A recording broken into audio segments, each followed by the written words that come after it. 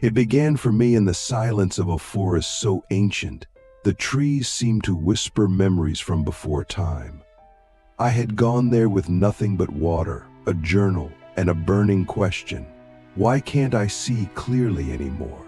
Not with my eyes, but with something deeper, my intuition, my inner compass, my vision. I had spent years meditating, fasting, praying to open my third eye wider, thinking I was blocked by spiritual ignorance. But what I found in that forest wasn't blindness, it was pain.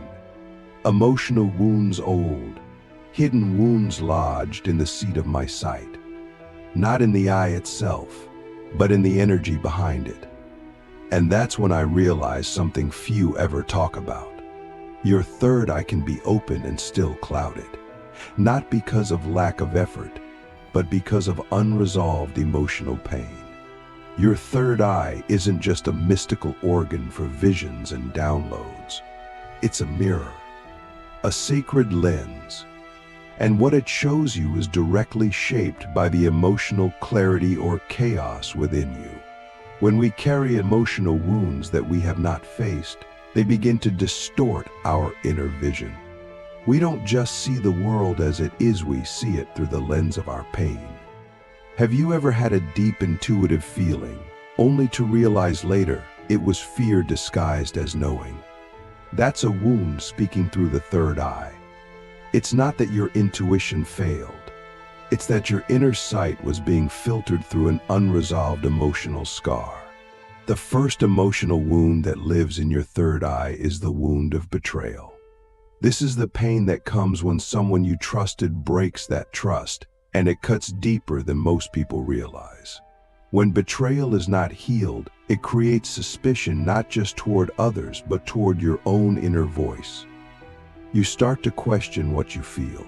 You second-guess your instincts. You convince yourself that intuition led you wrong before, so you can't trust it now. And this doubt becomes embedded in the third eye, turning your soul's compass into a spinning needle. We must ask, how many of your intuitive red flags are actually fear responses born from betrayal? How often are you seeing danger that doesn't exist, simply because your inner lens is cracked by past pain? To heal this wound, you must return to the source, not to relive the betrayal, but to reclaim your power from it. Sit in silence and call forth the memory of when trust was broken. Let the emotion rise. Don't suppress it. Don't spiritualize it. Let it burn through you like a sacred fire. And then ask yourself this: what part of me did I stop trusting in that moment? Because the greatest betrayal is not when others lie to us, it's when we begin to lie to ourselves. When we abandon our own knowing in favor of someone else's story. Your third eye begins to clear when you forgive yourself. When you say, yes, I trusted. Yes, it hurt. But I will trust again, not blindly, but wisely, with eyes wide open. The second emotional wound that lives in your third eye is the wound of shame. Shame is a poison that seeps into every layer of our being. It tells us we are not worthy to see truth, not worthy to access divine vision, not worthy to be a vessel for higher knowledge. And when this wound is active, we unconsciously dim our own abilities. We sabotage our insights. We downplay our intuitive hits. We say, that's probably just my imagination, when in truth, it was a clear message from Spirit. Shame ties a blindfold around the third eye, not because we are blind, but because we believe we don't deserve to see. Where did this shame begin for you? Was it when someone laughed at your dreams? When you were punished for being sensitive? When you were told that your inner world was strange, dangerous, or wrong? These moments imprint the message: my knowing is unacceptable, and so we hide it even from ourselves. But shame only survives in secrecy. The moment you give voice to it, it begins to unravel. Speak your shame. Write it out. Say, I feel ashamed to trust my intuition because, and finish the sentence. Bring it into the light. Because your third eye doesn't need perfection to open, it needs honesty. Radical, vulnerable, soul-deep honesty. Click subscribe to this channel to get more profound insights. The third wound that lives in your third eye is the wound of abandonment. Not just physical abandonment, but emotional abandonment. The moments when you reached out for connection and were met with silence. The times you cried and no one came. The years you carried your pain alone. This creates a fracture in the psyche, a belief that no one is coming to help, not even spirit.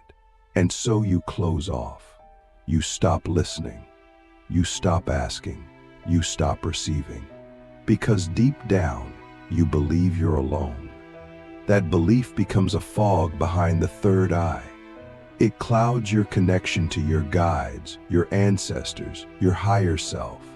Healing this wound requires reparenting the inner child that still sits in the silence, waiting. You must become the one who comes to them. You must be the presence that was missing. Sit in meditation and imagine that younger version of you, the one who felt abandoned. Sit beside them. Hold their hand. Speak the words they needed to hear. You are not alone. You never were. I see you. I'm here now. And then ask yourself, what messages have I been rejecting because I felt unworthy of guidance? Because often, the third eye is speaking clearly. We just haven't believed we deserve to hear it. The fourth emotional wound is the wound of rejection. This is the pain of being excluded, laughed at, exiled for being different. And here's the paradox. The more intuitive you are, the more likely you've felt this. Because your gifts made others uncomfortable. Your perception threatened their illusion. And instead of celebrating your sight, they pushed you away. So what did you do? You dimmed down. You told yourself, it's safer not to see. Because seeing made you strange.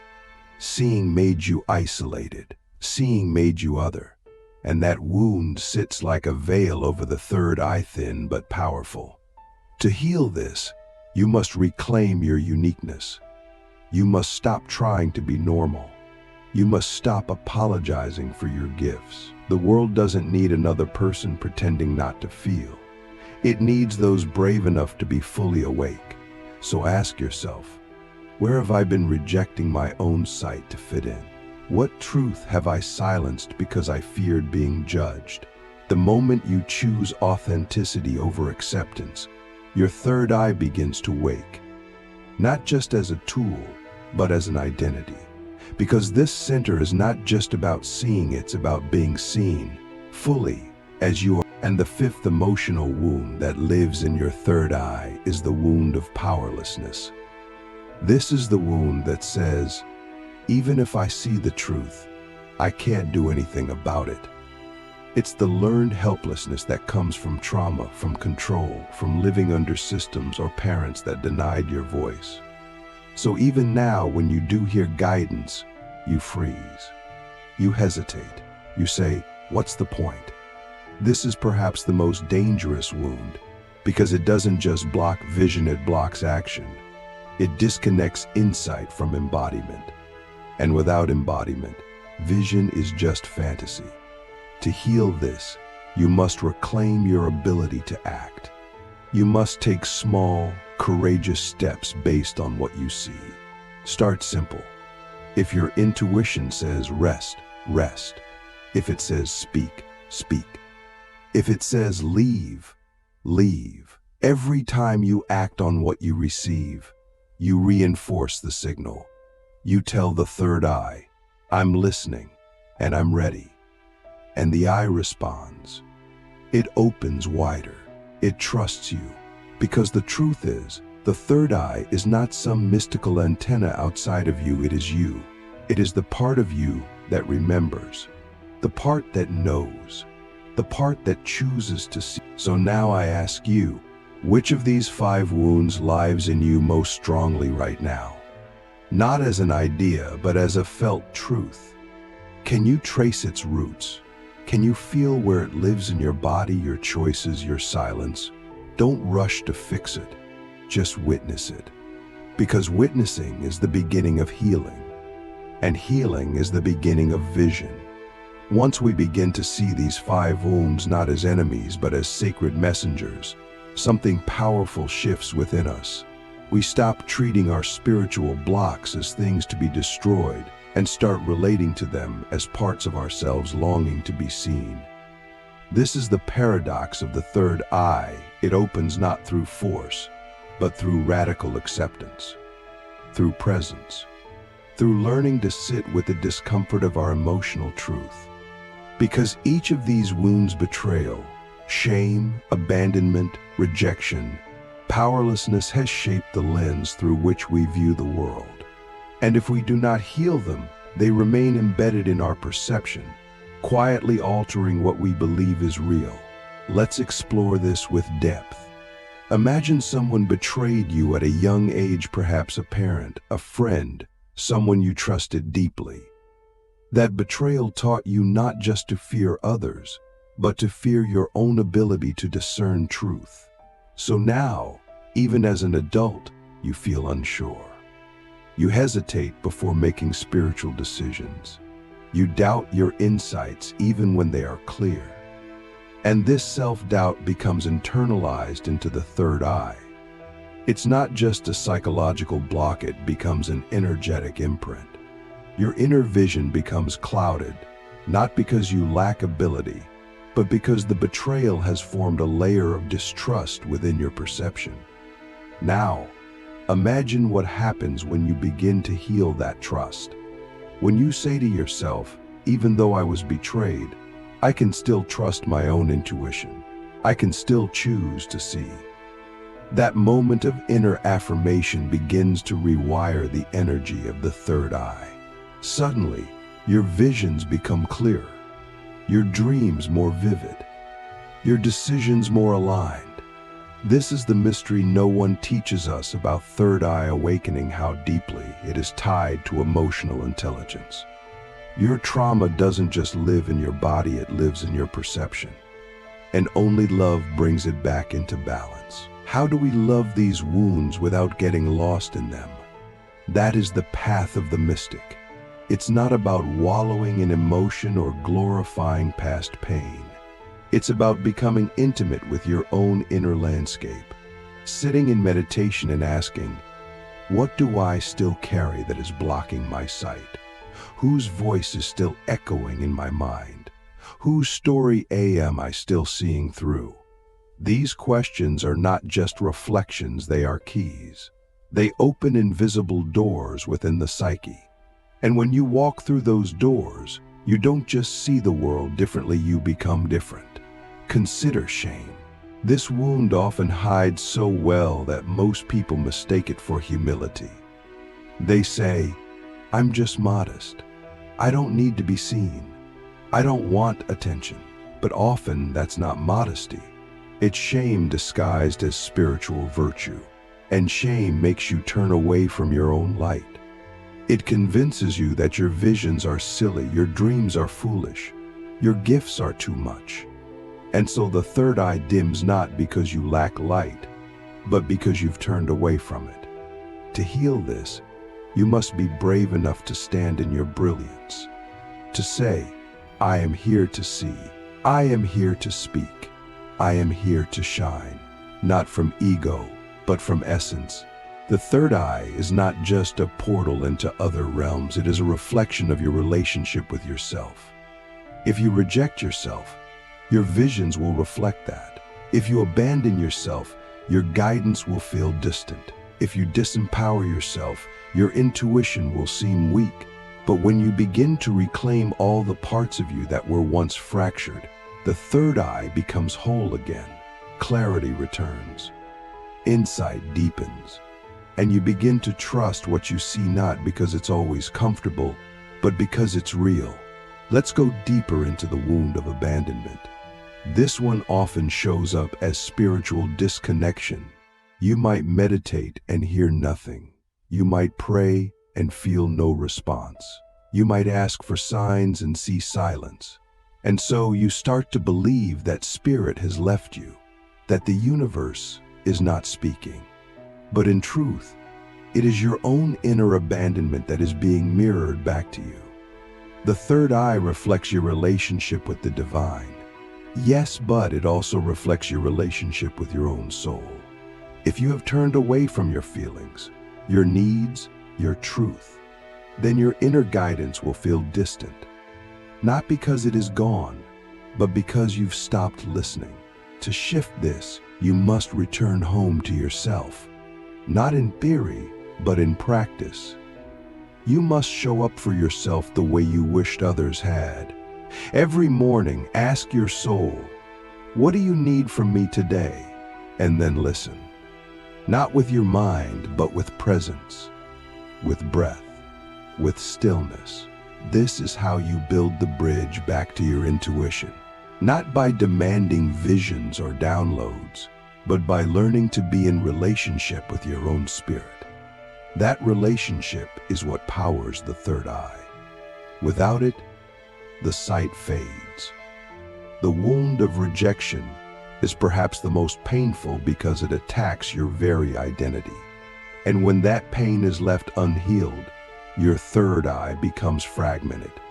You may receive messages, but you'll be too afraid to act on them. You may see truths, but you'll keep them hidden. Because deep down you fear that if others knew what you truly saw, they would exile you again. This fear of being too much is one of the greatest suppressors of spiritual power. And it does not go away by pretending to be smaller. It goes away by choosing to be whole. Ask yourself, in what ways have I rejected my own sight to be accepted by others? What gifts have I silenced to feel safe? And then ask the most dangerous question, am I willing to be rejected in order to be free? That is the question that every seer must answer. Because the path of the third eye is not always popular.